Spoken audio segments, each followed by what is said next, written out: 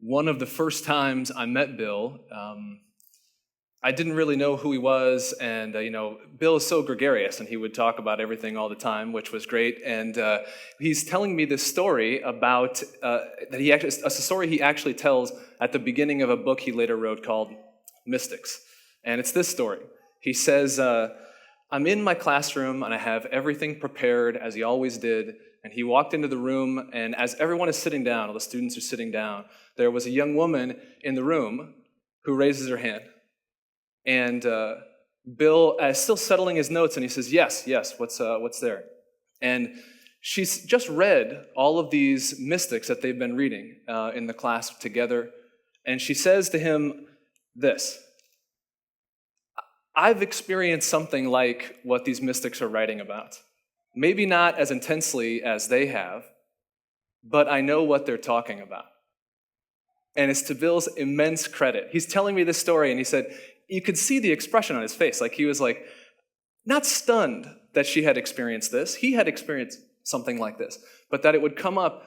And then he told this story right afterwards. He said, another hand went up, and then another hand went up, and then another hand went up, until the room, he took his lecture and just set it to the side. And the entire class, they just spent talking about their own lived experiences that they would want to name mystical, that they would want to name experiences of unity with God. And Bill, again, to his immense credit, he let these kinds of experiences really lead his thinking, really take him in a new direction.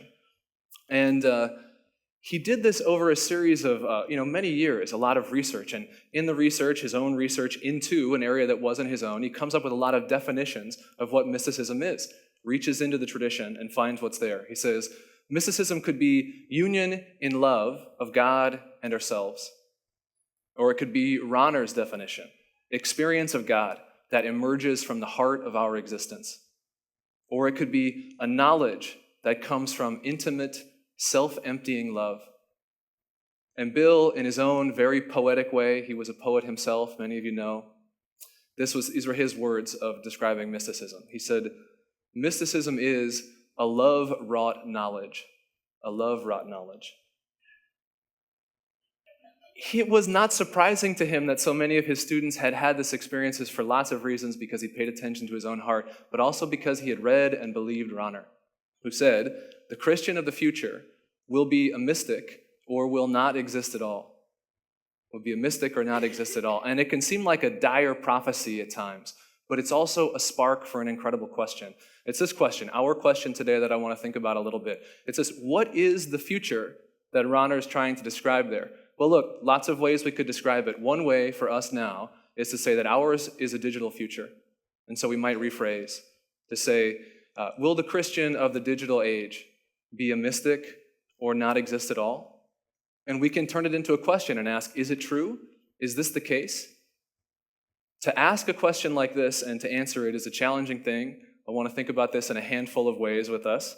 But we can see it this way. We have to ask another set of questions before we can even get to this. And it might be this kind of a question. How does our digital world affect our efforts to give and to receive a self-emptying love? How does it help us give self-emptying love? How does it take away capacities for doing so? And it does both, I think, to us. It's challenging. To think about a question like this, we have to ask ourselves another question. What is this digital world? What does it do to us? To think about this. Here are a handful of attempts to answer this really difficult question. If you can help me with this later, I would be grateful. The great Marshall McLuhan says, what is a technology? All technologies, all media in our digital age are extensions of our physical and our nervous systems to increase power and speed. They're extensions of ourselves, he says. Extensions of our eyes, extensions of our feet, extensions of our senses, even of our heart. So if this is the case, it clarifies for us in some ways what's going on around us as I talk to you from an iPad, or looking at a monitor, or as this is being live streamed right now. We're reaching out and extending our natural senses. And it does things to us. This changes us. It brings us a series of gifts. It extends the best of us. We see immense beauty. So on my own Instagram account, I followed recently the National Geographic Instagram. It's incredible. Every picture deserves to be looked at for 10 minutes. I can't do it. We also see it extends our capacities for intimacy. For me, another example of Pope Francis there, watching him from afar get down from the Pope Mobile and go to embrace a disfigured person or go to embrace someone who's humble, and suddenly our hearts are open and say, that's how I want to live. It extends our intimacy.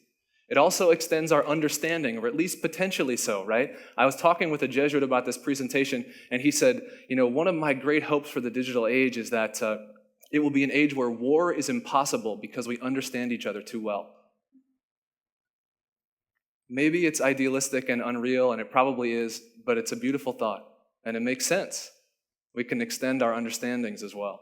Of course, it doesn't only do that. Some of you probably right now are checking your phones, and it's distracting, and it draws our attention away from us. It also puts us alone together in a room. We'll have the family sitting around, and everyone is doing their own thing. Okay, yeah, this happens too. Yes, it also can re-tribalize us in some ways, where we only see things that we already agree with. We put ourselves back into those comfortable spaces.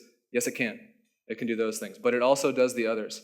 Okay, I want to talk about what this world is for us in a handful of different ways, and give us really 3 images that will help focus what is this doing to ourselves, and how can we respond to it in terms of this question of self-emptying love, a love wrought in knowledge. Okay. The three images. First, I think we can think of our digital age as an invisible brain for us that's always accessible, always surrounding us, and can do more than we can do. We could also think, too, as a difference. We can think our digital age is not like our broadcast age, where Walter Cronkite was on the television and we sat down in front of it and it was one thing available. 3, we can think of our digital age as a return to face-to-face communication after being separated from it in our modern age. We could say that the digital age is a new way of building digital communities of tradition. I'll expand upon each of these just a little bit. Okay. The invisible brain. Isn't that a great phrase? Thank you. Okay. The invisible brain here, this is a powerful image for me because it's all around us all the time. Right now, the waves are moving through us, that we have access through the Google app in our phone to be able to access any information we need. Anything, it's right there, right now. And we can tap into it, and we all share it. We ask, and it knows. It's really an amazing thing to me because, look, we walk around these days with the Library of Alexandria times 100 in our pockets. And mostly, we use it for taking selfies. Hold on, excuse me real quick. Okay. Yeah, good. Got that. Okay. Wait, one more. Yes. Okay. Good. This is really what goes on around us. It's an incredible thing. We also see the digital age as this invisible brain surrounding us with a tidal wave of information, and it can feel overwhelming. At least it can for me. It's the mind we share and tap into, but it's so big, and it knows so much that we can feel hesitant before it. For me, the thought comes something like this. How am I supposed to commit to any one thing when there are 50 others right beside it? I don't know. It fragilizes my knowledge before it, and it makes me hesitant at times. I feel like I'm going to be swept under. Increasingly, though, we might want to ask who we are in this digital age. We could say in the past maybe we were something, and use a technological image like a compass, where we knew where the North Star was. We had a tradition in ourselves, in our communities, it was pointed in a direction, and even if we moved away from it, we knew where it was. No longer, I think, is that the case. I think now we might think of ourselves as human hotspots, human Wi-Fi markers. I think that's a powerful image because the invisible brain that surrounds us, it doesn't just surround us passively. It's an active thing. It's pushing on us all the time. It's pushing on us all the time. And think of it this way. Right now in your pockets, you have 1 million notifications from Facebook, from your Twitter feed, and from Periscope, and from your texts from your friends, and missed phone calls, and all of it that's there. All of those notifications that are there are not just there because they're out there. They're there because of the 1 million things that are there, you have let them through to you. And what that means is we don't just live passively in this. We have to live actively resisting. We have to keep it away. Not all the knowledge. We don't live like the knowledge that's out there. It's not like walking into the Library of Alexandria and going and picking out the one book that we need. We can still do that. But now the knowledge is trying to get at us. And only what we want to let through gets through. And so we live like this, I think, most of the time. What does this do to us? We live with a buffer around us. And yes, we can let it down. Yes, we can choose to let certain things through. But that's a challenging thing too, because the choice is on us. You have to make the choice to let this through. Every time you install the new app, will you allow us to send you notifications? Will you allow it? Will you allow it? The invisible brain pushes and we deflect. It's always there surrounding us, available, and we put off our buffers to keep it away. But it's not the only image. That's the first one. The second is this. You can see it here, the Cronkite family. I don't know if they're actually watching it, but it would have been great. I should have got the Walter Cronkite thing. And this, here we are. We should be watching the baseball game, shouldn't we? I'm sorry, you guys. I don't know if the Dodgers or Mets are going to win, but whatever. Look, this is the point I want to make here. Our digital age we can think of in this difference in one particular way. In the first photo there, you see the family that's gathered around the show. The show is only available at one time. That means we comport ourselves to the object. We have to change to get access to the thing. But in our world now, it's just the opposite. I can have access to those things at any time that I want. And it's lovely. It's great to be able to watch Parks and Rec when I'm tired at 10:30 at night in my bed and I just want to laugh because that's a really funny show, right? That's great. But this changes us. This changes us. Because I no longer have to comport myself to the world. Now the world is malleable to me. I can change it. Our third image is this. I want to go back and forth through these things. The first one, you can see there, two people talking face to face. The great Jesuit scholar Walter Ong would call this the age of orality, the age when people encountered one another face to face, characterized by the spoken word, immediate contact, an audience, audio, right? We are now an audience created as a community hearing the word, the audience together. The second one, the literary age. Ong makes, I think, a very persuasive argument that the written word itself puts us at a distance from one another because it takes isolation and interiority to take in the written word. It creates the inner self, he thinks. It's an amazing thing.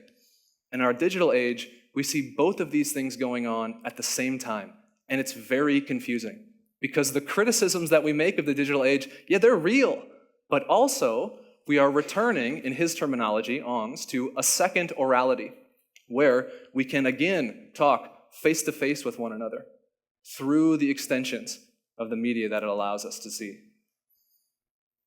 We have the freedom to opt through all of these kind of technologies back into community. We can do it. We know how to do it, to opt back into communities through our technology. We have access to all kinds of arrangements. But where is the onus? Us. The burden is on us to choose voluntarily to enter back into the communities that are available. They're there, but we have to do it. And that freedom that's there around us puts, in my opinion, an enormous pressure on us. We live with the burden of the freedom of what is possible. This is a challenging reality. But is it too much? Is it too much? This is what we've just said, all right? The way these things are doing, they create us as buffered selves to make the world malleable and put us under a burden of freedom. But also, they open up deep knowledge of the world and of others. They extend our intimacy, and they open up new communities of tradition. And it's the third that I want to talk about, because this is not a hopeless picture. It's a challenging one, not a hopeless one. The question, then, is something like this. Are there new opportunities for renewing experiences of self-emptying love in a digital age? Yes, is the answer. They're difficult and they're challenging, but they're there. And we can see them in very normal things to us. My favorite example is the huge mom blogosphere. It's amazing. Like, there are thousands of these things that moms are reading and dads are reading so that they can become better moms and dads. Or people read to become better communicators, or to become better believers. I really should have put a picture of the Jesuit post right in there. Right, that would have been really smart. But this also happens because where did I read Bill's book on mystics? Not in a hardcover copy, on my Kindle or on my iPad. It's there for us. So that means that his research is only available to me because of this. The new community of knowledge that creates is available here because of this new world. Bill's book argues in a very particular way about what mysticism is and who mystics are. And he had a great line. He says this, he says, there are no such thing as mystics who practice mysticism. It's like, yeah, that's right. All mystics practice a tradition. They practice Christianity, they practice Islam, they practice Buddhism, they practice Hinduism. They practice and they live within a tradition. And then he breaks that tradition apart. And he says that means they live within communities, they live within a certain history of texts, and they also live with mentors, colleagues, collaborators, teachers. These three things may not be available to each person next door. They may not even be available, sadly, at the parishes, but they are available here. They are available to us. A community, the texts to help us deepen our lives, and the mentors to help us go in and to seek those experiences of love-wrought knowledge. This is what I think one of the things we're seeing in our digital age. We are seeing, to use a term that Bill coins in his very book, new calligraphers of the ineffable. Calligraphers of the ineffable. The way Bill describes this is he says that mystics experienced deep unions with God in their own lives, but it wasn't often them who wrote down what we have. Sometimes, yes, but sometimes it was people who lived next door to them, or it was the scribes who transcribed all of this. What we see in our digital age is an explosion of possibilities for recording new and unique ways these deep experiences of love-wrought knowledge, of a self-emptying love that unites. We see this in the video. Who hasn't made a Vine? Like, we've done these things. And this can show a love-wrought knowledge in a way we've never seen before and across distances never imagined before. So if the question is this an impossible task for us today? Our answer with Bill is a ferocious no. Instead, we learn, as he did, from his student who raised her hand and said, I know what that experience is. I know what that experience is. And when we ask that question, we no longer are alone in asking it, and we no longer have to stop there. Instead, even if no one else around us resonates with us, we have a community to go to, and we have texts to cite, and we have mentors that we can ask for help to cultivate and to deepen the possibilities that are here now within us. It's in gratitude to Bill that we can call our digital age, I think, at least in part, an age of digital calligraphers of the ineffable. Thank you.